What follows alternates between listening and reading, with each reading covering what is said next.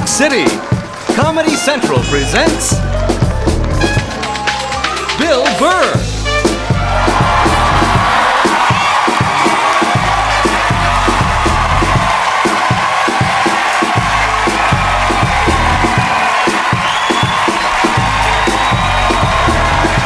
All right, thank you.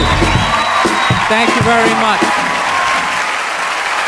All right, nice to be here. It's a beautiful theater here. I didn't do anything today. I'm a loser, man. You know what I was doing? I was sitting around, I was watching that show, MTV Cribs.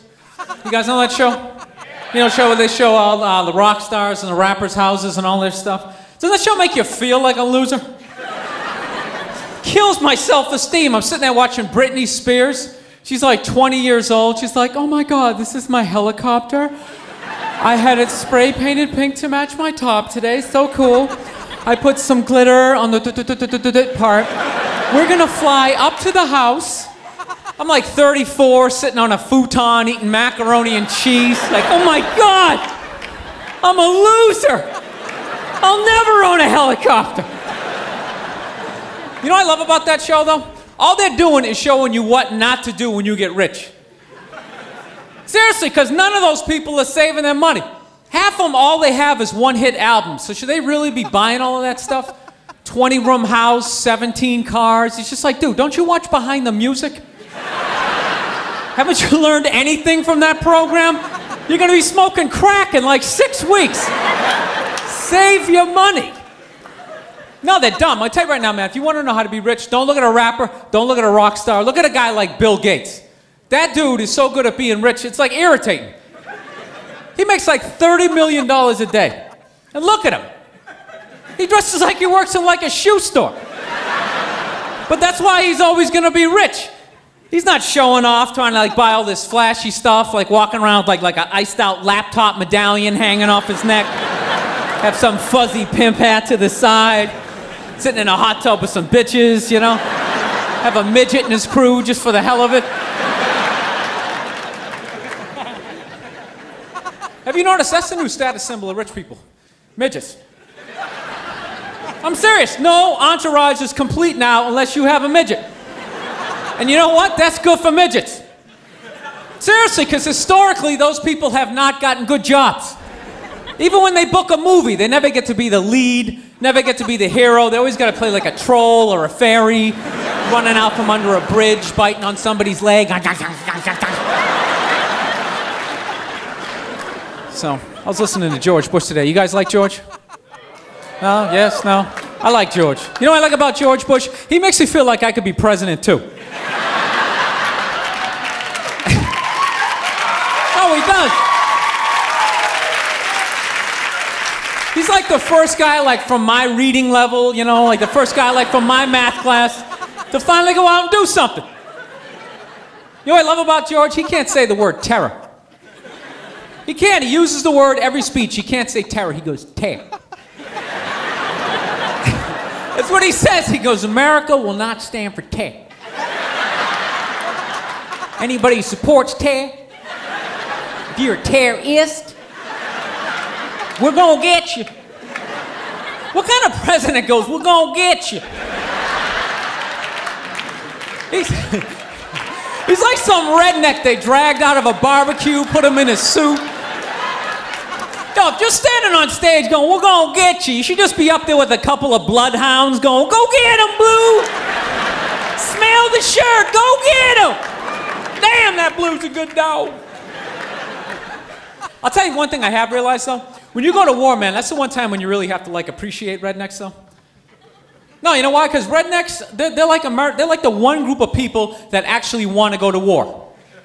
Everybody else tries to get out of it. Like rich people never go to war. You ask a college kid if he wants to go to war, he's just like, I'm taking this sociology class, and I think war is like really stupid. My roommate's like half Afghanis, that's gonna cause some static. You ask a redneck if he wants to go to war, he's just like, hell yeah! Absolutely, I'm ready right now.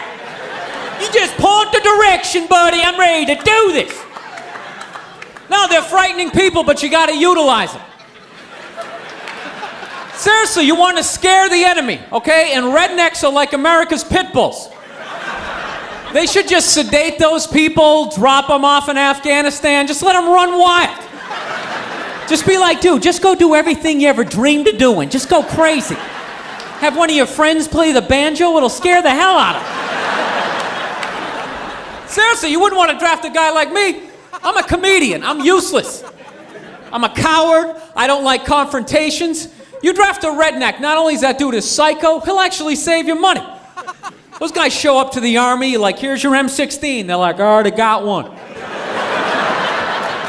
I got some stuff in the trunk you ain't ever seen before, buddy. I went on the internet, got me some of that surface to air stuff, took it out hunting, got me a moose and a duck at the same time. I didn't even see the duck. Duck was over her. I'm aiming at the moose, duck's over her, that's my peripheral, over her. And the shot went up the moose's ass, and the shrapnel from his antler hit the duck. Duck came down, it was the best damn duck ever, right? So anywho, I took the subway here this evening. I hate taking the subway because I have a very like howdy-doody kind of mug me kind of face. No, people tend to mess with me when I'm on the train, you know? So I don't look at anybody when I'm on the train. I just like stare at the floor, you know? This is a true story. One night I'm sitting there, I'm staring at the floor. There's like 20 other people in the middle of the train. All of a sudden I hear this lady's voice at the back of the train. I swear to God, she's sitting there, she's going, ow! Let go of my neck! I swear to God, she's like, ow! You're hurting me! Let go of my neck! And you know, it's like you don't want to look when some stuff like that's happening. You know, you try to ignore it, you're just sitting there going like, settle that. Make it go away. Don't want to see the rest of that. But it just keeps going. She's going, I said, ow! You're hurting me! Let go of my neck! So finally, I gotta look. I look down, I swear to God, man, this dude has got his girl, like right by the back of the neck. He's going, you shut the hell up! You shut up! She's like, ah! Shut up! So I don't know what the hell to do, you know? Because it's like, I really want to help her out, but I don't really know how to fight, so what am I going to do? I'm going to walk down the end of the train. 5 seconds later, I'm going to be going, ah! Let go of my neck! Ah! I was just trying to help! Ah! So I didn't do a damn thing. I didn't. I just sat there. I was like, to hell with her. She picked him. It's not my problem. I don't know if she's into that kind of thing, but... So I was watching a little bit of Oprah the other night. I don't really like that show. My girlfriend likes it, and I want to get laid, so, you know. No, you pick your battles. You know what I like about that show? They always examine relationships on that show. You know what I realized? Whenever they do it on those talk shows, 90% of the time, the dude is always wrong. It's unbelievable. Two people, 90% of the time, guy's always wrong. He's always like, this woman is always like totally innocent, like, I was just trying to make him some chocolate chip cookies, and he didn't think there was enough chocolate chips in the cookies, so he started beating me with the cookie pan. It was horrible. Then the guy's like always the biggest moron ever, like, well, what? I wanted some cookies. Now, I'm not saying guys aren't jerks. I'm a good example of one, you know what I'm saying? But women can be jerks too. They should balance it out. Like, you know what group of women I'd love them to do a show on? Are those 24, 25-year-old gorgeous women who will go out and like hook up and marry like an 80-year-old rich guy? You ever seen them hanging out with like Hugh Hefner? Some 70-year-old guy in his pajamas? Now, if they were just honest about it and were like, look, this guy's gonna die in like 7 or 8 minutes, I'm gonna get a bag of cash and a Lexus, I wouldn't have a problem with it. But they always try and lie and be like, no, I love him for who he is. It has nothing to do with the big yacht. There's just something about the way he drools in his bathrobe as he pushes the checkers along. It's really enjoyable. You just want to be like, lady, you're humping him for his money. See, that's something I could never do, man. If some 80-year-old billionaire, rich old lady came walking down the street, started like hitting on me, sitting like, hey there, sonny. You know, started grabbing my ass. Ooh, you're pretty firm. What are you, in the Navy or something? This big lady, get the hell away from me. Right, you're old, you're gross.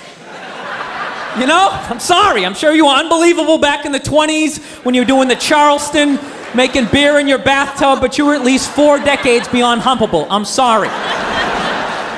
No, how do you have sex? I don't understand. How do you have sex with somebody 40, 50 years older than you?